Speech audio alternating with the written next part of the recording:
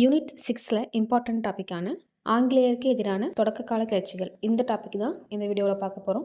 அதுக்கு முன்னாடி இந்த சேனலை நீங்கள் இன்னும் சப்ஸ்கிரைப் பண்ணலன்னா சப்ஸ்கிரைப் பண்ணிக்கோங்க. இப்போ வாங்க வீடியோக்குள்ளே போகலாம். ஆங்கிலேயருக்கு எதிரான தொடக்க கால கிளர்ச்சிகளை பொறுத்த வரைக்கும் முழுக்க முழுக்க யூனிட் 6ல தமிழ்நாடு பாயிண்ட் ஆஃப் வியூவில் தான் பார்க்க போகிறோம். இதுவே ஐஎன்எம் யூனிட் 3ல பார்த்தோன்னா அதுலேயும் இந்த டாபிக் இருக்கும். அதில் வந்து ஹோல் இந்தியா, ஸோ இந்தியா லெவலில் பார்ப்போம். இந்த யூனிட் 6ல தமிழ்நாட்டில் நடந்த தொடக்க கால கிளர்ச்சிகள் என்னென்ன அப்படின்னு மட்டும் பார்க்க போகிறோம். அப்படி பார்த்தோன்னா 1755லேருந்து 1806 வரைக்கும் இருக்க காலகட்டத்தை தான் பார்க்க போகிறோம். ஓகேவா? இது மொத்தம் நம்ம மூணாக பிரிக்கலாம். ஒன்று பாளையங்கார புரட்சி, தென்னிந்திய புரட்சி, அப்புறம் வேலூர் புரட்சி. ஸோ மூணாக பிரிச்சாலும் ஒவ்வொன்றும் அப்படியே கோர்வையாக தான் நிகழும். ஃபர்ஸ்ட் பாளையங்காரர்கள் புரட்சி பண்ணுவாங்க. அப்புறம் அவங்கள எல்லாத்தையும் ஆங்கிலேயர்களோட நோட்டி அவங்க கீழே இருந்த தளபதிகளும் அமைச்சர்களும் மற்ற பாளையங்காரர்களும் சேர்ந்து தென்னிந்திய புரட்சியை ஆரம்பிப்பாங்க. அப்புறம் பார்த்தோன்னா 1801 பாளையங்காரர்கள் முறை வந்து ஒழிக்கப்பட்டு மீதி இந்த பாளையங்காரர்கள் புரட்சிக்காரர்கள்லாம் தூக்கி வேலூர் சிறையில் வச்சிருவாங்க. திப்பு சுல்தானுடைய வாரிசுகளையும் வேலூர் சிறையில் போட்டிருப்பாங்க.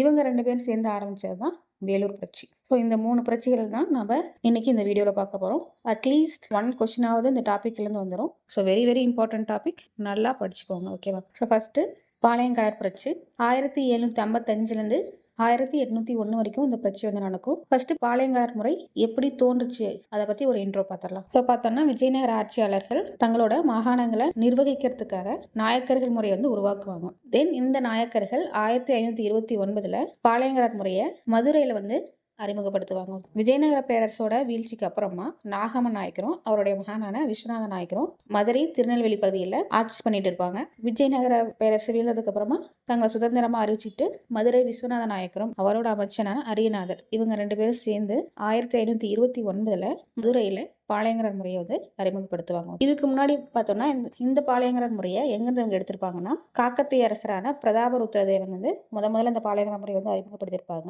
அவங்களுக்கு பார்த்தோன்னா ஒரு நிலப்பரப்பையும் பாசறை, அதாவது ஒரு படையும் கொடுத்து அதுக்கான வரி வசூல் அதிகாரமும் கொடுத்துருப்பாங்க. மன்னருக்கு எப்போ தேவையோ அப்போ நீங்கள் உதவிக்கு வரணும் அப்படின்ற ஒரு கண்டிஷனோட அவங்களுக்கு ஒரு நிலப்பரப்பையும் பாசனையும் கொடுத்து அந்த பகுதியில் ஆட்சி பண்ண வச்சிருப்பாரு. இதுக்கு முன்னாடி இதை பாளையங்காரருக்கு முன்னாடி இந்த வரி வசூலை யார் பண்ணிட்டு இருந்திருப்பாங்கன்னா சோர்வைக்காரர்களும் மற்றும் தலையாரி அப்படின்னு சொல்லப்பட்டவங்களும் பண்ணிட்டு இருப்பாங்க. பாளையங்காரர் முறை வந்ததுக்கு அப்புறமா இந்த சோர்வைக்காரர்களும் தலையாரிகளும் பாளையங்காரர் கட்டுப்பாட்டுக்குள்ளேயே வந்திருப்பாங்க. ஓகேவா? ஸோ இதுதான் பாளையங்காரர் முறை முதல்ல உருவானது. ஃபர்ஸ்ட் காக்கத்திய அரசர் வந்து அறிமுகப்படுத்தியிருப்பாரு. அதுக்கப்புறம் மதுரையில நாயக்கரசர்கள் அறிமுகப்படுத்தியிருப்பாங்க. ஓகேவா? இதுல பார்த்தோம் அப்படின்னா இந்த பாளையங்காரர் முறை உருவாக்குனது யாரு அப்படின்னு கொஸ்டின்ஸ் கேட்டிருக்காங்க. ஓகேவா? யாருன்னா மதுரை விஸ்வநாத நாயக்கரும் அமைச்சர் அரியநாதனும் சேர்ந்து 1529 ஆரம்பிச்சிருப்பாங்க. ஸோ இந்த பாயிண்ட் இம்பார்ட்டன்ட், குறிச்சு வச்சுக்கோங்க. ஓகே.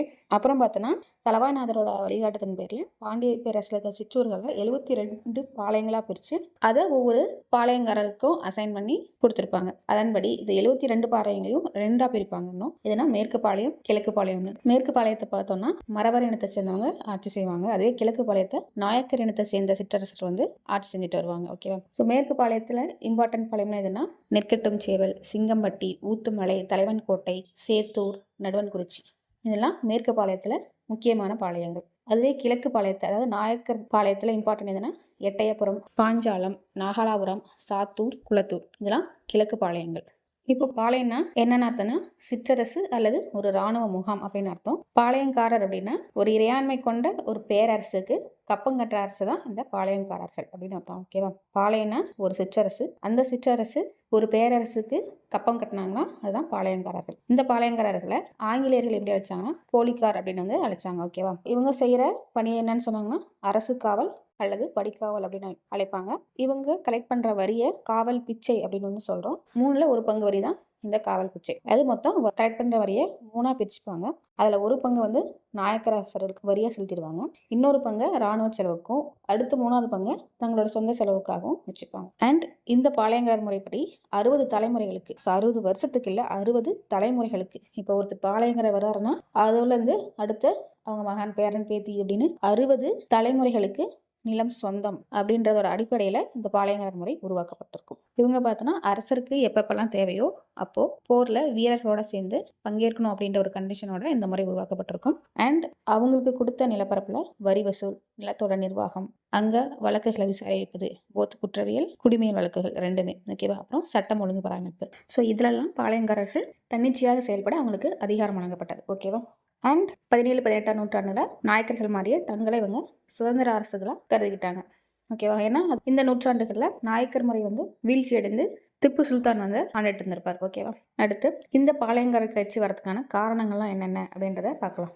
ஃபர்ஸ்ட்டு விஜயநகர் பேரரசு வீழ்ச்சி அடைந்து அவங்களுக்கு அப்புறமா ஆற்காடு நவாப்போட ஆட்சி வந்து தொடங்கியிருக்கும்.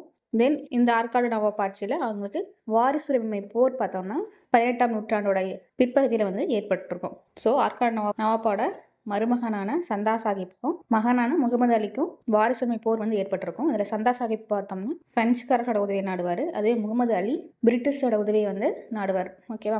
ஸோ இதுக்காக பிரிட்டிஷ்ட போர் செலவுகளுக்காக முகமது அலி வந்து கடன் வாங்கியிருப்பார். அண்ட் இதன் விளைவாக 3 கர்நாடக போர்கள் நடக்கும். அந்த 3 கர்நாடக போரோட முடிவில் ஆங்கிலேயர்களும் வெற்றி பெற்றிருப்பாங்க. ஸோ இந்த கர்நாடக போரை பற்றி பார்த்தோம்னா யூனிட் 3 ஹிஸ்ட்ரி படிக்கும் போது தெளிவாக பார்க்கலாம். இதோடைய காலகட்டம் மட்டும் சும்மா தெரிஞ்சு வச்சுக்கோங்க. முதல் கர்நாடக போர் பார்த்தோம்னா 1846 48 வரைக்கும், 2ஆம் கர்நாடக போர் 49 54 வரைக்கும், 3ஆம் கர்நாடக போர் 1866 63 வரைக்கும் நடந்திருக்கும்.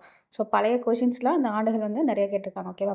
ஸோ இந்த போரோட முடிவில் ஆங்கிலேயர்கள் வந்து வெற்றி பெற்றிருப்பாங்க. அண்ட் முகமது அலி பிரிட்டிஷ்கிட்ட நிறைய கடன் வாங்கியிருந்தனால அந்த கடனை செலுத்த முடியாத சூழ்நிலையும் ஏற்பட்டிருக்கும். அதனால ஆற்காடு நவாப்போட ஆட்சியில் இருந்த பகுதிகள் சிலவற்றில் அவங்களுக்கு வரி வசூல் உரிமையை வந்து கொடுத்துருப்பாரு. அதில் மதுரை திருநெல்வேலி பகுதிகளும் வந்திருக்கும். ஓகேவா. ஸோ 1792 கர்நாடக உடன்படிக்கையின்படி ஆங்கிலேயர்கள் பார்த்தோம்னா வரி வசூல் உரிமையை வந்து பெற்றிருப்பாங்க. ஸோ இப்போ வந்து முகமது அலி ஆற்காடு நவாப்பாக ஆகிறாரு. அவருடைய சகோதரர் வந்து மாப்பஸ்கானை மதுரையோட ஆளுநராக நியமிக்கிறாங்க. இந்த பகுதியில் கிழக்கிந்திய கம்பெனி, ஸோ ஆங்கிலேயர்கள் தங்களோட படையை நிர்வகிக்கிறதுக்கும் வரி வசூல் பண்ணுறதுக்கும் கான் சாஹிப் என்கிற யூசுப் கானை நியமிச்சிருப்பாங்க. இவர் பார்த்தோன்னா இந்திய வீரர்களுக்கான படையை தலைமையேற்று நடத்தி கொண்டிருப்பார். ஸோ இப்போ தான் பிரச்சனையே ஆரம்பிக்குது. இதுக்கு முன்னாடி நாயக்கர்களுக்கு கப்பம் கட்டிட்டு இருந்த பாளையங்காரர்கள் ஆற்காடு நவாப்புக்கும் கப்பம் கட்டிட்டு தான் இருந்திருப்பாங்க. ஏன்னா அவரும் இந்த ஊரை சேர்ந்து வருதா அப்படின்றதுனால. ஆனால் இப்போது அந்த கப்பம் கட்டுற உரிமையை ஆங்கிலேயர்களுக்கு கொடுத்ததுனால அது இவங்க யாருக்கும் பிடிக்கல. அந்த உரிமையை வந்து இவங்க ஏற்க மறுத்து புரட்சியை வந்து ஆரம்பிக்கிறாங்க. இதுதான் புரட்சிக்கான காரணம். ஸோ முதல்ல வாரிசுரிமை போர் வருது சந்தா சாஹிப்புக்கும் முகமது அலிக்கும். இதில் முகமது அலி பிரிட்டிஷோட உதவியை வந்து நாடுறாரு. பிரெஞ்சுக்கும் பிரிட்டிஷ்க்கும் ஏற்பட்ட போரோட முடிவில் பிரிட்டிஷ் வின் பண்ணி முகமது அலிக்கு நவாப் பதவியை வந்து பெற்றுத்தராங்க. அதனால முகமது அலி இவங்களுக்கு பாளையங்கார பகுதியில் வரி வசூல் செலுத்துகிற உரிமை வந்து கொடுத்துறாரு. ஓகேவா. ஆனால் பாளையங்காரர்கள் ஆங்கிலேயர்களுக்கு வரி கட்ட விரும்பலை. அதனால புரட்சி வந்து ஆரம்பிக்குது. ஸோ இதில் முக்கியமான கிளர்ச்சியாளர்கள்லாம் யார் யார் அப்படின்னு பார்த்தா முதல்ல புலித்தேவர், அப்புறம் கட்டபொம்மன், வேலுநாச்சியார், மருது சகோதரர்கள், தென் திண்டுக்கல் கோபால நாயக்கர், அப்புறம் தீரன் சின்னமலை. ஸோ இந்த 6 பாளையங்காரர்கள் பற்றி தான் பார்க்க போகிறோம். ஸோ இவங்க 6 பேர்த்தையும் பார்த்தா பாளையங்காரர்கள் புரட்சி முடிஞ்சது. ஸோ இவங்களுக்கு முன்னாடியே, அதாவது புலித்தேவருக்கு முன்னாடியே ஆங்கிலேயர்களுக்கு கப்பம் கட்ட மறுத்தவர் யாருன்னா அழகு முத்துக்கோன். 1710 1759 காலகட்டத்தில் தூத்துக்குடி கட்டாம்குளம் அப்படின்ற பகுதியோட அரசராக இருந்திருப்பார். இவர் பார்த்தோன்னா எட்டயபுரத்தை சேர்ந்த ஜெக வீரராம பாண்டியரோட நண்பர். ஜெக வீரராம பாண்டியர் யாருன்னா கட்டபொம்மனோட தாதாவாக இருப்பார். ஸோ முதல்ல ஆங்கிலேயரை எதிர்த்து கப்பம் கட்ட மறுத்தவர் யாருன்னா வந்து அழகுமுத்துக்கோன் தான். பட் கொஷின்ஸில் அழகுமுத்துக்கோன் இல்லாமல் புலிதேவர்னு கேட்டாங்கன்னா ஆன்சர் வந்து புலிதேவர் தான் கொடுக்கணும். ஸோ அதையும் ஞாபகம் வச்சுக்கோங்க. ஓகேவா. இவர் பார்த்தோன்னா பெத்தநாயக்கனூர் கோட்டையில் மருதநாயக்கத்தோட 3 மணி நேரம் போரில் ஏற்படுவார். ஸோ அந்த போரில் அழகுமுத்துக்கோன் வலது காலில் சுடப்பட்டு அவரும் அவருடைய 6 தளபதிகள் அப்புறம் 248 வீரர்கள் இவங்க எல்லாரும் நடுக்காட்டூருக்கு கொண்டு செல்லப்பட்டு மருதநாயக்கத்தால் பீரங்கி முன்னாடி கட்டப்பட்டு சுடப்பட்டு கொல்லப்படுவாங்க. ஓகேவா. இதுதான் அழகுமுத்துக்கோன் பற்றிய குறிப்பு. ஒருவேளை புலித்தேவர் கொடுக்காம அழகுமுத்துக்கோன் கொஸ்டின்ஸ்ல கொடுத்துருந்தாங்கன்னா அழகுமுத்துக்கோன்னு ஆன்சர் பண்ணுங்க. ஓகே. இப்போ புலித்தேவர் பற்றி பார்க்கலாம். புலித்தேவர் பார்த்தோன்னா 1755 1767 வரைக்கும் பாளையங்காரராக இருந்திருப்பாரு. இவர் 1715 பிறந்திருப்பார். இவருடைய இயற்பெயர் காத்தப்பன். இவருடைய கட்டுக்கடங்காத வீரத்தால் இவர் புலித்தேவர் அப்படின்னு அழைக்கப்படுறார். ஓகேவா. ஆனால் இவருடைய இயற்பெயர் என்னன்னா காத்தப்பன். இவர் திருநெல்வேலி நெற்கட்டும் சேவலை சேர்ந்த ஒரு பாளையங்காரர். அண்ட் முகமது அலிக்கு கப்பம் கட்டுறதுக்கு இவர் மறுக்கிறாரு. முதல் விடுதலை வீரர் யாருன்னா புலித்தேவர் தான். ஸோ முதல் விடுதலை வீரர் யாரு அப்படின்னு கேட்டால் புலித்தேவர். அண்ட் 1755 பார்த்தோன்னா அலெக்சாண்டர் ஹேரனும் மாப்பஸ்கானும் சேர்ந்து, ஸோ மாப்பஸ்கான் யார் மதுரையோட ஆளுநர். ஸோ 2 பேரும் சேர்ந்து மதுரையை கைப்பற்றுறாங்க. அண்ட் ஆங்கில அரசாங்கத்திட்டருந்து புலித்தேவருக்கூடையும் சண்டை போட்டு அவருடைய பகுதிகளை கைப்பற்றுங்க அப்படின்ற உத்தரவும் வருது. அண்ட் ஆல்ரெடி இவங்க மதுரை திருநெல்வேலி பகுதியில் சண்டை போட்டதுனால பீரங்கி வந்து அவங்ககிட்ட பற்றாக்குறையாக இருக்கும்.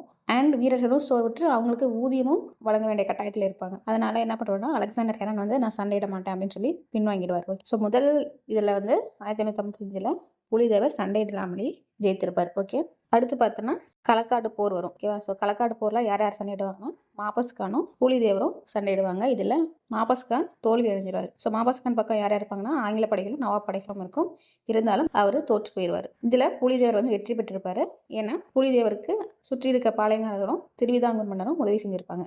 திருவிதாங்கூர் மன்னர் பார்த்தோன்னா 2000 வீரர்களை அவருக்கு கொடுத்து உதவி செஞ்சிருப்பார். ஓகே, ஸோ களக்காடு போரில் புலிதேவர் வெற்றி பெற்று விடுகிறார். இதில் பார்த்தோன்னா மறவர் இனத்தை சேர்ந்த மேற்கு பாளையங்கள் வந்து புலிதேவருக்கு ஆதரவாக தான் இருக்காங்க. இதில் பார்த்தீங்கன்னா சிவகிரி பாளையம் தவிர மற்ற பாளையங்களோட ஆதரவு புலிதேவருக்கு கிடைக்குது. ஏன்னா இந்த சிவகிரி பாளையங்கரை வந்து ஆங்கிலேயருக்கு கப்பம் கட்டியிருந்திருப்பாரு. ஆங்கிலேயர்களுக்கு விசுவாசமாகவும் இந்த சிவகிரி பாளையம் வந்து இருக்கும். ஆனால் அது மட்டும் இல்லாமல் புலிதேவர் பார்த்தோன்னா ஐதர் அலி மற்றும் பிரெஞ்சுக்காரர்களோட ஆதரவை பெற முயற்சி பண்ணுறாரு.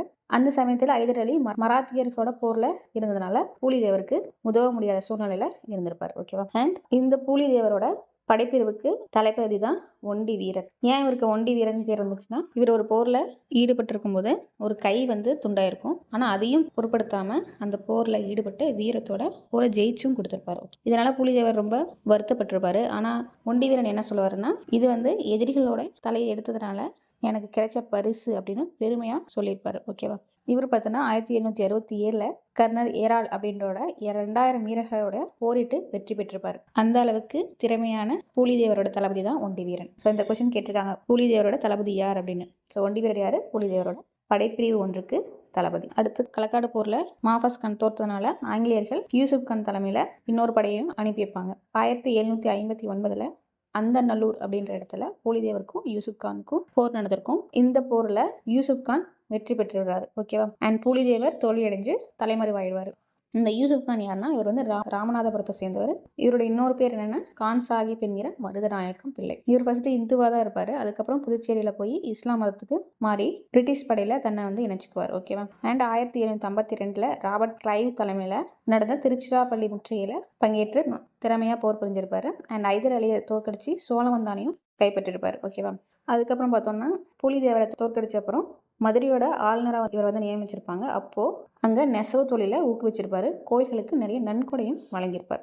தென் அதாவது புலிதேவர் தோற்கடிச்சதுக்கு அப்புறமா 1760-64 காலகட்டத்தில் இவர் மதுரையோட ஆளுநராக ஆகியிருப்பார். தென் 1761 3 கோட்டைகளையும் கைப்பற்றாரு. எதுனா வாசுதேவர் கோட்டை, பனையூர், நெற்கட்டும் சிறுவர், மொத்தம் 3 கோட்டைகளை 1761 கைப்பற்றாரு. அதுக்கப்புறம் பார்த்தோன்னா ஆங்கிலேயர்கள் இவரை ஆற்காடு நவாப்புக்கு பணி செய்யணும் அப்படின்னு ஆணையிட்டதுனால அதை ஏற்க மறுத்து இவரும் கிளர்ச்சியில் ஈடுபடுறாரு. அண்ட் 1764 மருதநாயகத்தை தூக்கில் போட்டுறாங்க. ஏன்னா பாளையங்கரோடு சேர்ந்து ஆங்கிலேயருக்கு நம்பிக்கை துரோக குற்றத்தை வந்து பண்ணிட்டாரு அப்படின்னு சொல்லி இவரை மதுரை சம்மட்டிபுரம் அப்படின்ற ஊரில் தூக்கில் போட்டுருவாங்க. ஓகேவா? அதுக்கப்புறம் பார்த்தோன்னா இவர் இறந்ததுக்கப்புறம் தலைமறைவாக இருந்த புலிதேவர் திரும்பவும் 1764 நெற்கட்டும் சேவலை கைப்பற்றி 1767 வரைக்கும் ஆட்சி செய்கிறாரு. கடைசியாக 1767 கேப்டன் கேம்பலுக்கும் புலிதேவருக்கும் போர் நடந்திருக்கும். அந்த போரில் கேப்டன் கேம்பல் வெற்றி பெற்றாரு. புலிதேவர் தோல்வியுற்று தலைமறைவாகி விடுகிறார். அதுக்கப்புறம் புலிதேவருக்கு என்னாச்சுன்னு தகவல்கள் எதுவும் இல்லை. ஓகேவா? ஸோ இதுதான் புலிதேவரை பற்றி. இம்பார்ட்டன்ட் பாயிண்ட் என்னன்னா, அவரோட இயற்பெயர் காத்தப்பன். இவர் நெற்கட்டும் சேவலை சேர்ந்த பாளையங்காரர். அண்ட் முதல் விடுதலை வீரர் யார் அப்படின்னா புலிதேவர் தான். களக்காடு போரில் மாஃபஸ் கான் வந்து தோற்கடிக்கிறாரு. அதுக்கப்புறம் புலிதேவருக்கும் யூசுப் கானுக்கும் நடந்த போரில் எங்கே நடக்குதுன்னா அந்தநல்லூர் போரில் தோல்வியுற்று தலைமறைவாகிறாரு. யூசுப் கான் வெற்றி பெற்று மதுரையோட ஆளுநராக ஆகிறார். ஓகேவா? தென் புலிதேவரோட திறமை மிக்க படைத்தளபதி யாருன்னா ஒண்டி வீரன். திரும்பவும் 64 நெற்கட்டும் சேவலை கைப்பற்றாரு. அதுக்கப்புறம் 67 கேப்டன் கெம்பல் கொடையப்பட்ட போரில் தோல்வியுற்று தலைமறைவு ஆயிடுறார். ஓகேவா? இதுதான் புலிதேவரை பற்றிய இம்பார்ட்டன்ட் பாயிண்ட்ஸ். அடுத்தது வேலு நாச்சியார். வேலு நாச்சியார் காலம் பார்த்தோன்னா 1730 1796 வரைக்கும். இவர் ராமநாதபுரம் செல்லப்ப சேதுபதியோட செல்லமான மகள் தான் இந்த வேலு நாச்சி. ஓகேவா? இவருடைய தாய் வந்து சக்கந்தி முத்தாத்தாள். ஓகேவா? இவங்களோட அம்மா பேர். இவங்களுக்கு ஒரே ஒரு குழந்தை தான், ஒரே ஒரு பெண் குழந்தை வேலுநாச்சி. அதனால் இவங்கள ஒரு ஆண் போலவே வளர்க்க ஆரம்பிக்கிறாங்க. இவங்களுக்கு என்னென்ன மொழிலாம் தெரியும்னா தமிழ், ஆங்கிலம், ஃப்ரெஞ்சு, உருது, தெலுங்கு இந்த மொழிகளெல்லாம் கற்றுக்கிறாங்க. அண்ட் அது மட்டும் இல்லாமல் வளரி, சிலம்பம், போர்க்கருவிகளை கையாளுறதுக்கான பயிற்சியும் எடுத்துக்கிறாங்க. அண்ட் இவங்களுக்கு 16 வயசு ஆகும்போது சிவகங்கையோட மன்னரான முத்து வடுகநாதருக்கு கல்யாணம் பண்ணி கொடுத்துட்றாங்க. ஆனால் இவங்க 2 பேத்துக்கும் ஒரு மகளும் பிறக்கிறாங்க. அவங்க தான் வெள்ளச்சி நாச்சியார். ஸோ வேலு நாச்சியோட மகள் பேர் என்ன? வெள்ளச்சி நாச்சியார். அதுக்கப்புறம் பார்த்தோன்னா 1772 நடந்த காளையார் கோவில் போரில் கர்னல் பாஞ்சோரும் ஆற்காடு நவாப்பும் சேர்ந்து முத்துவடுகநாதரை கொலை பண்ணிடுறாங்க. ஓகேவா? ஸோ இதில் வந்து ஆங்கிலேயர்களுக்கும் முத்துவடுகநாதருக்கும் ஏற்பட்ட போரில் ஆங்கிலேயர்கள் வெற்றி பெற்றுறாங்க. முத்துவடுகநாதர் தோல்வியுற்று கொல்லப்படுகிறாரு. அதுக்கப்புறம் பார்த்தோம்னா வேலுநாச்சியும் அவருடைய மகளும் ஆங்கிலேயர்கள் கையில் சிக்கக்கூடாதுன்னு சொல்லி மறு சகோதரர்கள் இவங்க 2 பேர்த்தையும் விருப்பாட்சியை சேர்ந்த கோபால் நாயக்கர்கிட்ட கூட்டு போவாங்க. அங்கே 8 ஆண்டுகள் வந்து திண்டுக்கல்ல வந்து அடைக்கலம் இருக்கிறாங்க. எப்படின்னா 1772 1780 வரைக்கும். ஸோ இந்த காலகட்டத்தில் வேலுநாச்சியார் ஆங்கிலேயர்களுக்கு எதிராக ஒரு படையை திரட்ட ஆரம்பிக்கிறாங்க. இதுக்காக பார்த்தோம்னா ஹைதர் அலிகிட்ட உதவியும் கேட்குறாங்க. ஸோ தன்னுடைய அமைச்சர் அதாவது தலவாயான தாண்டவராயன் உதவியோட உறுதிமொழியில் ஹைதர் அலிக்கு ஒரு கடிதம் வந்து எழுதுறாங்க. ஸோ எனக்கு வந்து ஆங்கிலேயர்கள் எதிர்க்க படையை கொடுங்க அப்படின்னு சொல்லி ஒரு கடிதம் வந்து எழுதுறாங்க. ஃபர்ஸ்ட் வந்து ஹைதர் அலி வந்து அதை கண்டுக்க மாட்டார். ஓகேவா? அதுக்கப்புறம் இவங்க நேரில் போவாங்க. ஆண் வேடம் தரித்து நேரில் போய் ஹைதர் அலிகிட்ட ஹெல்ப் கேட்பாங்க. ஸோ அவங்களுடைய இந்த செயலை பார்த்து வியந்து போன ஹைதர் அலி அவங்க கேட்குற உதவிகளை செய்யுங்க அப்படின்னு தன்னோட படைத்தளபதியான சையத்துக்கு உத்தரவு போடுவார். அதன் பேரில் அவங்களுக்கு 5000 காலாட்படையும் 5000 குதிரைப்படையும் ஹைதர் அலி அனுப்பி வைப்பார். யாரோட தலைமைனா சையத் தலைமையில். சையத் அப்படின்றவர் திண்டுக்கல் கோட்டையோட படைத்தளபதி. ஓகேவா? ஸோ வேலுநாச்சியார் பார்த்தோம்னா ஆல்ரெடி உடையாள் அப்படின்ற ஒரு பெண்கள் படையை வந்து உருவாக்கி வச்சிருப்பாங்க. ஸோ அந்த உடையாள் அப்படின்றவங்க யாருன்னா வேலுநாச்சியாரை பற்றி ஆங்கிலேயர்களுக்கு உளவு சொல்ல மறுத்த ஒரு மேய்ச்சல் பெண்மணி தான் இந்த உடையாள். இந்த உடையாளுக்காக வேலுநாச்சியார் பார்த்தீங்கன்னா ஒரு நடுக்கலையும் நட்டு வச்சிருப்பாங்க. ஓகேவா? ஸோ இந்த உடையாள் படையோட தலைமை யாருன்னா குயிலி. ஸோ இந்த பெண்கள் படையும் ஹைதர் அலி அமைச்சு வச்ச படையும் அண்ட் ஆல்ரெடி இருக்க படைகளும் சேர்ந்து 1880 விஜயதசமி நாளில் சிவகங்கை போரை வந்து ஆரம்பிக்கிறாங்க. ஓகேவா? ஏன் அந்த விஜயதசமி நாளை தேர்ந்தெடுப்பாங்கன்னா அப்போதான் ஆங்கிலேயர்கள் கோட்டைக்குள்ள பெண்களை அலோவ் பண்ணுவாங்க. ஓகே. ஸோ இந்த குயிலையும் மற்ற பெண்களும் என்ன பண்ணுவாங்கன்னா பண்டிகை கொண்டாடுற மாதிரி வேஷம் போட்டு கோட்டைக்குள்ள வந்து நுழைவாங்க. அண்ட் குயில் என்ன பண்ணுவாங்கன்னா தனக்கு தானே தீய வச்சுட்டு பிரிட்டிஷோட ஆயுத கிடங்கு ஒன்று இருக்கும் அதுக்குள்ளே அப்படியே குதிச்சிருவாங்க. ஸோ இந்த போரில் வேலுநாச்சியார் வெற்றி பெற்றதுக்கு முக்கியமான காரணம் யாருன்னா குயிலி. அதுக்கப்புறம் நடந்த போரில் வேலுநாச்சியார் வந்து வெற்றி பெற்று சிவகங்கையை கைப்பற்றி அதோட அரசியாகவும் ஆகிறாங்க. அண்ட் சின்ன மருது பெரிய மருது. சின்ன மருது பார்த்தோன்னா வேலுநாச்சியோட ஆலோசகராகவும் பெரிய மருது படைத்தளபதியாகவும் நியமிக்கப்படுறாங்க. அதுக்கப்புறம் 1783 திரும்பவும் ஆங்கிலேயர்கள் இவங்களை எதிர்க்கத்துக்கு வருவாங்க. பட் சமரசமாகி வேலுநாச்சியோட மருமகனான பெரிய வேங்கை உடையதேவர் அவரை வந்து சிவகங்கையோட அரசராக நியமிச்சிருவாங்க. ஸோ பெரிய வேங்கை உடையதேவன் யாருன்னா வேலுநாச்சியோட மகளான வெள்ளச்சி நாச்சியாரோட கணவர் தான் பெரிய வேங்கை உடையதேவன். அண்ட் 1790 பார்த்தோன்னா அந்த வெள்ளச்சி நாச்சியார் மர்மமான முறையில் வந்து இறந்து கிடந்திருப்பாங்க. ஓகேவா? அதுக்கப்புறம் 1796 வேலுநாச்சியாரும் நோயுற்று இறந்திருப்பார். அண்ட் வேலுநாச்சியாரோட பட்டப்பேர் என்னன்னா தென்னிந்திய ஜான்சி ராணி அப்படின்னு அழைக்கப்படுறது யாரு? வேலுநாச்சியார். தமிழர்களின் வீரமங்கை. ஆங்கிலேயரை எதிர்த்த முதல் அரசி வந்து யாருன்னா வேலுநாச்சியார். ஸோ ஆங்கிலேயரை எதிர்த்த முதல் பாளையங்காரர் யாருன்னா புலிதேவர். அதுவே ஆங்கிலேயரை எதிர்த்த முதல் அரசி யாருன்னா வேலுநாச்சியார். ஓகே. ஸோ இந்த பாயிண்ட் தான் நல்லா ஞாபகம் வச்சுக்கணும். வேலுநாச்சியை பொறுத்த வரைக்கும் என்ன இம்பார்ட்டன்ட் பாயிண்ட்னா இவங்க ராமநாதபுரத்தை சேர்ந்தவங்க 16 வயசுல முத்துவடுகநாதர் வந்து கல்யாணம் பண்ணிக்கிறாங்க. தென் காளையார் கோயில் போரில் முத்துவடுகநாதர் கொல்லப்பட்ட உடனே திண்டுக்கல் கோபால் நாயர்கிட்ட 8 வருஷம் அடைக்கலம் ஆடுறாங்க. இந்த 8 வருஷத்துல ஒரு படையை திரட்டி ஹைதர் அலிகிட்ட உதவியும் பெற்று சிவகங்கையை 1880 மீட்டு அதோட அரசியாகவும் ஆயிடுறாங்க. ஓகேவா? இவங்களோட பெண்கள் படைப்பிரிவு எதுனா உடையாள். அண்ட் இதோட தலைமை குயிலி. இவங்க முதல் தற்கொலை படை பெண்மணி யாருன்னா குயிலி. ஓகேவா? அப்புறம் இவங்களுக்கு ஆதரவாக இருந்தவங்க சின்ன மருது மற்றும் பெரிய மருது. அண்ட் இவங்க மகளை பெரிய வேங்கை உடையதேவருக்கு கல்யாணம் பண்ணி வைக்கிறாங்க. அண்ட் 1896 இறந்து விடுகிறார். ஸோ இதில் அடிக்கடி கேட்ட கொஸ்டின் உங்களுடைய பட்டப்பெயர். ஓகே. என்னது? தென்னிந்தியாவின் ஜான்சி ராணி யார் அப்படின்னு கேட்டிருக்காங்க. அண்ட் தமிழர்களின் வீரமங்கை வேலுநாச்சியார் தான். ஆங்கிலேயரை எதிர்த்த முதல் பெண்மணியும் வேலுநாச்சியார். ஓகே. ஸோ இந்த பாயிண்ட்ஸ்லாம் நல்லா ஞாபகம் வச்சுக்கோம். அடுத்து வீரபாண்டிய கட்டபொம்மன். இவர் பார்த்தோன்னா 1890 99 வரைக்கும் பாளையங்காரராக இருந்திருப்பாரு. இவர் பார்த்தோன்னா 1760 பிறகுறாரு. 1790 அதாவது தன்னோட 30 வயசுல பாளையங்காரர் ஆகிறாரு. ஓகேவா? அண்ட் இவருடைய தந்தையார்னா ஜெகவீர பாண்டியர். இவர் பாண்டியர்கள் காலத்துல நிலமானை அடிப்படையில் வீரபாண்டியபுரத்தை ஆட்சி பண்ணிட்டு இருந்திருப்பாரு. அண்ட் அதுக்கப்புறம் நாயக்கர் காலத்துல பாளையங்காரரா இவருக்கு பொறுப்பு கொடுத்துருப்பாங்க. ஓகேவா? இவருடைய தாய் வந்து ஆறுமுகத்தம்மாள். ஸோ இவருக்கு 2 தம்பிங்க இருக்காங்க. யாருன்னா ஊமைத்துரை மற்றும் சிவத்தையா. இவங்க தான் பின்னாடி தென்னிந்திய புரட்சியில் வந்து ஈடுபடுவாங்க. ஓகேவா? ஸோ ஊமைதுரையோட இயற்பெயர் குமாரசாமி. சிவத்தையாவோட இயற்பெயர் துரைசிங்கம். இவரோட மனைவி ஜக்கம்மாள். கட்டபொம்மனோட முன்னோர்கள் பார்த்தோம்னா ஆந்திராவை சேர்ந்தவங்க. 16ஆம் நூற்றாண்டில் இவங்க தமிழகத்துக்கு வந்து வந்திருப்பாங்க. இவர் பார்த்தோன்னா 1790 98 வரைக்கும் அமைதியான முறையில் தான் ஆட்சி செஞ்சிருப்பாரு.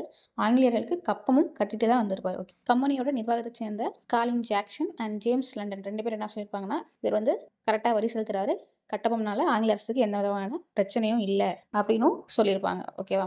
எப்போ வந்து ஆரம்பிக்குதுன்னா நெல்லையோட ஆட்சியராக ஜாக்சனை நியமிக்கும் போது தான் பிரச்சனை வந்து வருது. ஸோ இந்த ஜாக்சன் பார்த்தோன்னா மே 31 1798 கட்டபொம்மனுக்கு ஒரு கடிதம் எழுதுவார். அதில் இன்னும் 3310 பக்கோடா வந்து வரி செலுத்தலை அப்படின்னும் ஆகஸ்ட் 18 வந்து நேரில் சந்திக்கணும் அப்படின்னு ஒரு கடிதம் வந்து எழுதியிருப்பார். ஓகேவா? இதில் இந்த பக்கோடான்னு சொல்கிறோம் இல்லையா, பக்கோடான்றது என்னென்னா விஜயநகர ஆட்சியில் அறிமுகப்படுத்தப்பட்ட ஒரு தங்க நாணயம் தான் பக்கோடா. இதுவே திப்பு சுல்தான் காலத்தில் ஒரு பக்கோடான்றது 3.5 ரூபாய்க்கு சமமானது. தமிழில் இது வந்து என்ன சொல்லணும்னா வராகன் அப்படின்னு சொல்லுவோம். ஓகேவா. ஸோ அதுபடி கட்டபொம்மன் 3310 பக்கோடா நிலுவையில் இருக்கணும். ஆகஸ்ட் 18ஆம் தேதி தன்னை சந்திக்கணும்னு சொல்லிட்டு இவர் பார்த்தோன்னா ஊர் சுற்ற போயிடுவார். ஓகே. ஸோ ஜாக்சன் வந்து திருநெல்வேலியில் சுற்றுப்பயணம் வந்து மேற்கொண்டிருப்பாரு. அண்ட் கட்டபொம்மனும் ஆகஸ்ட்டுக்குள்ளே இவங்களை சந்திக்கிறதுக்காக ஜாக்சன் எங்கெங்கெல்லாம் போகிறாரோ அங்கெல்லாம் போய் சந்திக்க வாய்ப்பு கேட்டிருப்பாரு. ஃபஸ்ட்டு திருநெல்வேலி, குற்றாலம், ஸ்ரீவில்லிபுத்தூர், மதுரையில் சந்திக்க முயற்சி பண்ணியிருப்பாரு. ஆனால் ஜாக்சன் வந்து எங்கேயுமே சந்திக்க மாட்டேன்னு சொல்லிட்டு கடைசியாக ராம்நாத் அரண்மனையில் செப்டம்பர் 19ஆம் தேதி தான் சந்திக்கிறதுக்கு வாய்ப்பு கொடுத்துருப்பார். ஓகேவா. ஸோ அப்போ பார்த்தோன்னா மொத்தம் 3 பேர் போயிருப்பாங்க. கட்டபொம்மனும் அவரோட அமைச்சரான சிவசுப்பிரமணியம், தென் அவரோட தம்பி ஊமைதுரை, 3 பேரும் ஜாக்சனை வந்து சந்திக்கிறதுக்கு போயிருப்பாங்க. ஓகேவா. இதில் கட்டபொம்மனும் அவரோட அமைச்சரான சிவசுப்பிரமணியம் தான் உள்ளே போய் ஜாக்சனோட பேச்சுவார்த்தையில் ஈடுபட்டிருப்பாங்க. ஊமைதுரை வந்து பார்த்தோன்னா வெளியில் நின்று இருந்திருப்பார். அப்போ என்ன நடக்குன்னா, நான் வந்து இன்னும் 1050 பக்கோடா தான் செலுத்தணும் அப்படின்னு கட்டபொம்மன் தரப்பில் வந்து அவர் வந்து சொல்லுவார். இந்த சந்திப்பு பார்த்தோன்னா 3 மணி நேரம் பார்த்தோன்னா நிற்க வச்சே கட்டபொம்மனை ஜாக்சன் அவமரியாதை பண்ணியிருப்பார். தென் இந்த 3 மணி நேரமாக நடந்த வாக்குவாதத்தில் கட்டபொம்மனை கைது செய்யறதுக்கு ஜாக்சன் வந்து உத்தரவு போடுவார். ஸோ இதனால் அங்கே வந்து ஒரு கலவரம் ஏற்பட்டிருக்கும். தென் வெளியில் இந்த ஊமைதுரை ஆட்களோட உள்ளே வந்து சண்டை போட ஆரம்பிச்சிருவார். இந்த சண்டையில் லெப்டினன்ட் கிளார்க்கை வந்து கொண்டுருவாங்க. ஓகேவா. அண்ட் ஊமைதுரையும் கட்டபொம்மனும் தப்பிச்சிருவாங்க. அவருடைய அமைச்சரான சிவசுப்பிரமணியம் கைது செய்யப்பட்டிருப்பார். ஸோ இந்த நிகழ்ச்சி குறித்து கட்டபொம்மன் சென்னை கவுன்சிலுக்கு ஒரு கடிதம் வந்து எழுதுவார். அப்போ சென்னையோட ஆளுநராக இருந்தது யாருன்னா எட்வர்ட் கிளைவ். இந்த எட்வர்ட் கிளைவ் வந்து இதை பற்றி விசாரிக்கிறதுக்கு விசாரணை குழுவுக்கு உத்தரவு போட்டிருப்பார். அதன் பேரில் விசாரணை குழு டிசம்பர் 15, 1898 அமைச்சிருப்பாங்க. இந்த விசாரணை குழு யாரெல்லாம் இருந்திருப்பாங்கன்னா வில்லியம் பிரவுன், வில்லியம் ஓரம், ஜான் காசா மேஜர். ஸோ இந்த 3 பேர் தான் விசாரணை குழுவோட அதிகாரிகளாக இருந்திருப்பாங்க. ஓகேவா. ஸோ இந்த விசாரணையோட முடிவில் கட்டபொம்மன் குற்றவாளி கிடையாது, அவர் வந்து வெறும் 1080 பக்கோடா மட்டும் செலுத்தினா போதும் அப்படின்னு வந்து சொல்லியிருப்பாங்க. ஜாக்சனை வந்து கலெக்டர் பதவியிலேருந்து தூக்கிட்டு சிவசுப்பிரமணியத்தையும் விடுதலை பண்ணியிருப்பாங்க. அண்ட் புதிய ஆட்சியராக யாரை நியமிச்சிருப்பாங்கன்னா எஸ்ஆர் லூசிங்டனை நியமிச்சிருப்பாங்க. ஸோ இந்த நிகழ்ச்சிக்கு அப்புறம் கட்டபொம்மனுக்கு ஆங்கிலேயர்கள் மேலே அதிருப்தி ஏற்பட்டு அவங்கள பழிவாங்கிறதுக்காக நல்ல ஒரு சூழ்நிலையை எதிர்பார்த்து காத்திருந்திருப்பாரு. இந்த சமயத்தில் மருது பாண்டியர்கள், ஸோ வேலுநாச்சியாரின் தளபதியிலான மருது பாண்டியர்களும் கோபால நாயக்கர் அப்புறம் எதுல் நாயக்கர் இவங்கெல்லாம் சேர்ந்து தென்னிந்திய கூட்டமைப்பை ஆரம்பிக்க ஆலோசனை பண்ணிட்டு இருந்திருப்பாங்க. இதோடைய தலைமை வந்து யாரை வகிச்சிருப்பாங்கன்னா சின்ன மருது. ஸோ கட்டபொம்மனும் இதில் சேர்றதுக்கு ஆர்வம் காட்டியிருப்பாரு. இவரும் மருது சகோதரர்களோட சேர்ந்து ஆங்கிலேயரை எதிர்க்க முயற்சி பண்ணுவார். ஓகேவா. இந்த கூட்டமைப்பில் பார்த்தோன்னா நிறைய பாளையங்காரர்கள் சேர்ந்திருப்பாங்க. இதில் சிவகிரி பாளையத்தையும் இணைக்கிறதுக்காக கட்டபொம்மன் பேச்சுவார்த்தை நடத்துவார். பட் இந்த சிவகிரி பாளையம் பார்த்தோன்னா ஆல்ரெடி பார்த்துருக்கோம் இல்லையா, இது வந்து ஆங்கிலேயருக்கு விசுவாசமாக இந்த பாளையம் தான் இந்த சிவகிரி பாளையம். ஸோ இவர் என்ன பண்ணுவார்னா இந்த கூட்டமைப்பை பற்றி ஆங்கிலேயர்கிட்ட போட்டு கொடுத்துருவார். ஓகே. ஸோ அதனால என்ன பண்ணுவாங்கன்னா வெள்ளசி, இப்போதைய கவர்னர் ஜெனரல் இருந்தவர் யாருன்னா வெள்ளசி பிரபு, இவர் சென்னையில் தான் இருப்பார். அப்போ இவர் என்ன பண்ணுவாருன்னா திருச்சி, தஞ்சாவூர், மதுரை படைகள் எல்லாத்தையும் திருநெல்வேலி நோக்கி போய் கட்டபொம்மன் மேலே போர் தொடுக்க உத்தரவு போட்டிருப்பாரு. அண்ட் வழியில் பார்த்தோன்னா அவங்க கூட திருவிதாங்கூர் படையும் சேர்ந்திருக்கும். இதுக்கு தலைமை யாராவது வச்சிருப்பாங்கன்னா மேஜர் வானன்மேன் வந்து தலைமை வச்சிருப்பார். அதே நேரத்தில் கட்டபொம்மன் பழையனூரில் மருது கூட தீவிர ஆலோசனையில் வந்து ஈடுபட்டிருப்பாரு. தென் ஒரு 500 பேர்த்து கூட பாஞ்சாலங்குறிச்சிக்கு போயிட்டு வந்திருப்பார். ஓகேவா. கடைசியாக செப்டம்பர் 5, 1899 மேஜர் பானர்மேனுக்கும் கட்டபொம்மனுக்கும் போர் வந்து ஏற்பட்டிருக்கும். ஸோ மேஜர் பானர்மேன் வந்து கட்டபொம்மனோட கோட்டையை வந்து முற்றுகையிட்டிருப்பாரு. இந்த கோட்டை பார்த்தோன்னா ரொம்ப ஸ்ட்ராங்காக இருக்கும். ஓகேவா. மண்ணில் வந்து கட்டியிருப்பாங்க. ரொம்ப ஸ்ட்ராங்கான கோட்டையாக இருக்கும். அதனால் என்ன பண்ணுவாருன்னா ராமலிங்கம் அப்படின்றவரை கட்டபொம்மனுக்கு தூது அனுப்புவார், சமரசமாக போயிடலாம் அப்படின்னு. ஆனால் கட்டபொம்மன் வந்து சரணடைய மறுத்திருப்பார். அண்ட் இந்த ராமலிங்கம் வெளில வரும்போது கோட்டையோட ரகசியத்தெல்லாம் தெரிஞ்சுக்கிட்டு வந்து மேஜர் பானர்மேன்கிட்ட வந்து சொல்லியிருப்பார். ஓகேவா. தென் கடைசியாக ஆங்கிலேயர்கள் வந்து வெற்றி பெற்றிருப்பாங்க. கட்டபொம்மன் வந்து தப்பிச்சு புதுக்கோட்டையில் இருக்க களப்பூர் காடுகளில் பதுங்கியிருப்பார். ஓகேவா. தென் இவருடைய அமைச்சரான சிவசுப்பிரமணியம் பார்த்தோம்னா செப்டம்பர் 13ஆம் தேதி கள்ளப்பட்டி முதல்ல கைது செய்யப்பட்டு நாகலாபுரத்தில் தூக்கில் போட்டிருப்பாங்க. அதுக்கப்புறம் கட்டபொம்மன் பார்த்தோன்னா களப்பூரில் வந்து பதுங்கியிருந்தார் இல்லையா, அது வந்து புதுக்கோட்டை மன்னரான விஜய ரகுநாத தொண்டமான் வந்து ஆங்கிலேயர்கிட்ட சொல்லி கட்டபொம்மனை அவன்கிட்ட பிரித்து கொடுத்துருவாங்க. தென் அக்டோபர் 16ஆம் தேதி விசாரணை நடக்கும். விசாரணையோட முடிவில் அக்டோபர் 17, 1899 கட்டபொம்மன் வந்து கயத்தாறு அப்படின்ற இடத்துல தூக்கில் போட்டுருவாங்க. அண்ட் இதில் பார்த்தோன்னா கட்டபொம்மனோட தளபதியான சுந்தரலிங்கனாரும் அவருடைய மனைவி வடிவு சுந்தரலிங்கமும் ஆங்கிலேயருக்கு எதிரான இந்த எதிர்ப்பில் வந்து பலியாகியிருப்பாங்க. வடிவுன்றவங்க யாருன்னா இவங்களும் குயிலி மாறிய ஒரு தற்கொலைப்படை பெண்மணி. ஓகேவா. அண்ட் கர்னல் வேல்ஸ் அப்படின்றவர் தன்னுடைய குறிப்பில்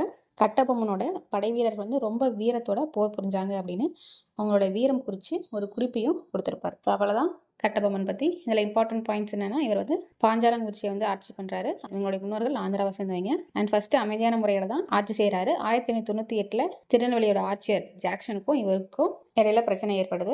3300 பக்கோடா வரி நிலுவையில் இருக்குது அப்படின்னு ஜாக்சன் சொல்கிறாரு. கட்டபொம்மன் வந்து நான் 1080 தான் கட்டணும் அப்படின்னு வந்து வாதாடுறாரு. எங்கன்னா ராம்நாட் அரண்மனையில். ஸோ இதில் ஏற்பட்ட வாக்குவாதத்தில் லெப்டினன்ட் கர்னல் கொல்லப்பட்ட சிவசுப்பிரமணியம் கைது செய்யப்படுறாரு. இதை பற்றி விசாரிக்க விசாரணை குழு வந்து அமைக்கப்படுது. இதில் கட்டபொம்மன் குற்றவாளியை நிரூபித்து 1080 பக்கோடா மட்டும் வரி செலுத்தாரு. ஓகேவா. தென் எல்லையோட ஆட்சியராக எஸ்ஆர் லூசிங்டனை நியமிக்கிறாங்க. அண்ட் அதுக்கப்புறம் தென்னிந்திய கூட்டமைப்புல சேர்ந்து ஆங்கிலேயருக்கு எதிராக இவர் புரட்சி பண்றாருன்னு சொல்லி வெள்ளசி வந்து மேஜர் வானாமன் தலைமையில் ஒரு படை அனுப்பி கட்டபொம்மனை தோல்வியடை செஞ்சிருப்பாரு. இதுக்கு தூதா சொல்றது யாருன்னா ராமலிங்கம். தென் கட்டபொம்மன் தப்பிச்சு புதுக்கோட்டை களப்பூர் காட்டில் பதுங்கி இருக்கும் போது விஜய ரகுநாத தொண்டைமானால காட்டி கொடுக்கப்பட்டு கயத்தாறுல தூக்கில் போட்டிருப்பாங்க. இவருடைய அமைச்சர் சிவசுப்பிரமணியத்தை நாகலாபுரத்தில் தூக்கில் போட்டிருப்பாங்க. ஓகேவா. ஸோ இதுதான் கட்டபொம்மனை பற்றிய important points. Next Dheeran Chinnamalai பற்றி பார்க்கலாம். இவருடைய காலம் பார்த்தோன்னா 1756 1805 வரைக்கும் இவர் ஈரோடு சென்னிமலையை சேர்ந்த பாளையங்காரர். இவருடைய தந்தை ரத்தினசாமி, தாய் பெரியாத்தாள். அண்ட் இவருடைய இயற்பெயர் என்னன்னா தீர்த்தகிரி. ஸோ இவருடைய உண்மையான பேர் என்னது தீர்த்தகிரி. ஸோ இதையும் கொஸ்டினில் கேட்டிருக்காங்க. ரைட்.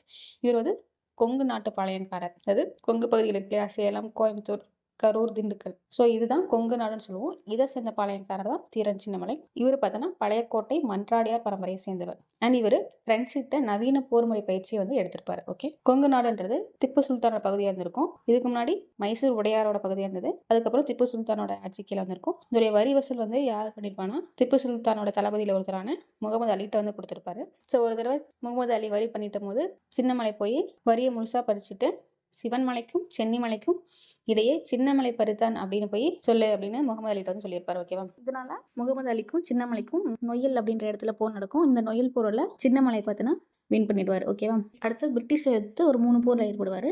அந்த 3லையுமே சின்னமலை வந்து ஜெயிச்சிருவார். ஓகேவா. ஃபஸ்ட்டு 1821 காவிரி போர்லையும், அடுத்து 1802 ஓடாநிலை போர்லையும், 1804 அரச்சலூர் போர். ஸோ இந்த 3 போர்லையுமே சின்னமலை வந்து வெற்றி பெற்றுவார். கொரில்லா முறையை யூஸ் பண்ண முதல் பாளையங்காரர்னா சின்னமலை தான். ஓகேவா. இவர் பார்த்தோம்னா திப்பு சுல்தானுக்கு ஆதரவாக நின்று பிரிட்டிஷ் எதிர்த்து போர் புரிஞ்சிருப்பாரு. திப்பு சுல்தான் இறந்ததுக்கு அப்புறமா ஓடாநிலை அப்படின்ற இடத்துல ஒரு கோட்டையை கட்டி ஆங்கிலேயரை வந்து எதிர்த்து இருந்திருப்பார். ஓகேவா. 1800 பார்த்தோம்னா கோயம்புத்தூர்ல ஆங்கிலேயர்களை தாக்குறதுக்கு மராத்தியர் அப்புறம் மருது சகோதரர்கள் உதவியை பெற வந்து முயற்சி பண்ணியிருப்பாரு. பட் கம்பெனி பார்த்தோம்னா அதாவது பிரிட்டிஷ் வந்து அந்த உதவி வந்து இவங்களுக்கு கிடைக்காத மாதிரி பண்ணியிருப்பாங்க. அதனால் இவர் மட்டும் தனியாக போய் போரிட்டு கோவையில் தோற்று போயிருப்பார். அதுக்கப்புறம் பார்த்தோன்னா 1805 ஜூலை 31 ஆடி பெருக்கு நாளில் சங்ககிரி கோட்டையில் இவரை தூக்கில் போட்டிருப்பாங்க. இதுக்கு காரணம் யாருன்னா அவருடைய சமயக்காரராக இருந்தால் நல்லா வந்து தீரன் சின்னமலை வந்து காட்டி கொடுத்துருப்போம். ஸோ அதனால் 1805 இவரை சங்ககிரி கோட்டையில் தூக்கு போட்டுருவாங்க. ஓகேவா. அதுக்கப்புறம் பார்த்தோன்னா 3 அப்புறம் 4 மைசூர் போருக்கு அப்புறமா கொங்கு நாடு முழுசாக ஆங்கிலேயர் வசத்துக்கு போயிருக்கும். ஸோ அவ்வளோதான் தீரன் சின்னமலை பற்றி. ஸோ இவருடைய இயற்பெயர் தீர்த்தகிரி. இவர் வந்து ஒரு கொங்கு நாட்டு பாளையக்காரர். பழையக்கோட்டை மன்றாடியார் பரம்பரை சேர்ந்தவர்.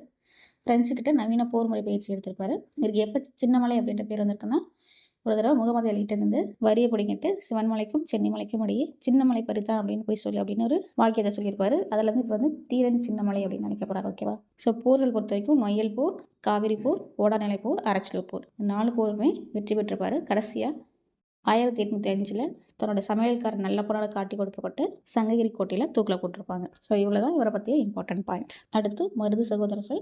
ஸோ இவங்க பார்த்தோன்னா இவருடைய தந்தை பெயர் முக்கையா பழனியப்பன், தாய் பெயர் பொன்னாத்தாள். இவங்க விருதுநகரில் நரிக்குடி அப்படின்ற ஊரை வந்து சேர்ந்தாங்க. பெரிய மருதோட இயற்பெயர் வெள்ளை மருதுன்னு சொல்ல போகிறோம். இது வந்து இவருடைய காலம் 1748 1801 வரைக்கும் இவர் வேலுநாச்சியாரோட படை தளபதி. அண்ட் சின்ன மருது பொறுத்த வரைக்கும் இவர் வந்து எப்படி அழைப்பாங்கன்னா மருது பாண்டியன் சிவகங்கை சிங்கம் அப்படின்னு அழைக்கப்படுறாரு. இவருடைய காலம் 1753 1803 வரைக்கும். அண்ட் தமிழ்நாட்டின் வால்டோ ரூசோ அப்படின்னு அழைக்கப்படுற யாருன்னு சின்ன மருது. ஸோ ரொம்ப ரொம்ப இம்பார்ட்டன்ட். இது அடிக்கடி கொஸ்டினில் கேட்பாங்க. தமிழ்நாட்டின் வால்டோ ரூசோ யாரு, சின்ன மருது. இவங்க 2 பேருமே யாரு, சிவகங்கையோட தளபதிகள் தான் பெரிய மருதும் சின்ன மருதும். வேலுநாச்சியார் இறந்ததுக்கப்புறம் 18ஆம் நூற்றாண்டோட பிற்பகுதியில் ஆங்கிலேயர்களுக்கு எதிராக கிளர்ச்சியில் வந்து ஈடுபட்டிருப்பாங்க. இவங்க ஆரம்பிச்சது தான் என்னதுன்னா தென்னிந்திய கிளர்ச்சி. 1800 1801 வரைக்கும் நடக்கிற தென்னிந்திய கிளர்ச்சி. ஓகேவா. அடுத்து திண்டுக்கல் கோபால நாயக்கர். இவர் விருப்பாட்சியை சேர்ந்த ஒரு பாளையங்காரர். வேலுநாச்சிக்கு 8 வருஷம் அடைக்கலம் தந்து சிவகங்கையை மீட்கிறதுக்கும் உதவி செஞ்சிருப்பாரு. இவருடைய நண்பர் யாருன்னா சின்ன மருது. ஓகேவா. இவருடைய கூட்டாளிகள் அதாவது நண்பர்கள்லாம் யாருன்னா மணப்பாறை லட்சுமி நாயக்கர், தேவதானப்பட்டி பூஜை நாயக்கர் அண்ட் எதுல் நாயக்கர். ஸோ இவங்க 3 பேரும் ப்ளஸ் சின்ன மருது. இவங்க 4 பேர்த்து கூட சேர்ந்து ஏப்ரல் 1800 சதி ஆலோசனையில் வந்து ஈடுபடுவாங்க. என்னென்னா தென்னிந்திய புரட்சிக்கு திட்டமிட்டிருப்பார். ஸோ அவ்வளோதான் கோபால நாயக்கரை பற்றிய குறிப்பு. ஸோ இதோட பாளையங்காரர் கிளர்ச்சி டாபிக் முடிஞ்சது. அடுத்த வீடியோவில் தென்னிந்திய கிளர்ச்சி மற்றும் வேலூர் புரட்சி பற்றி பார்க்கலாம். அண்ட் இதுக்கான PDF பார்த்துன்னு கமெண்ட் பாக்ஸ்லையும் கொடுத்துருக்கேன்.